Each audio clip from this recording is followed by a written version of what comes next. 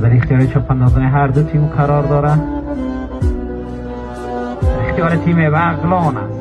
اسحاق بیگ پهلوان است.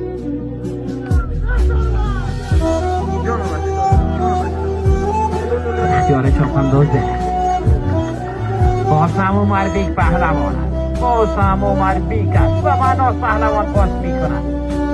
برای مناس پهلوان پاس میکند.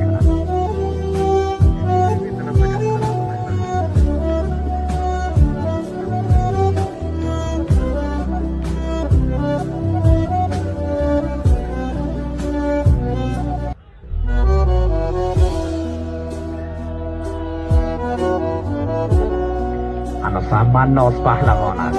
مناس است. دور میزنه مناس پهلوان. گوساله را در تقیم خود محکم میکنه و دور میزنه و سمت دوره امتیاز تیم سرپل. مناس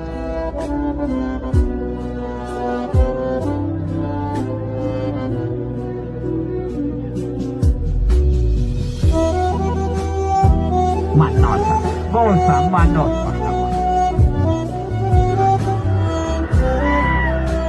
و حسب خودش اصابت میکنه. سواد کچ محمد و پرتاب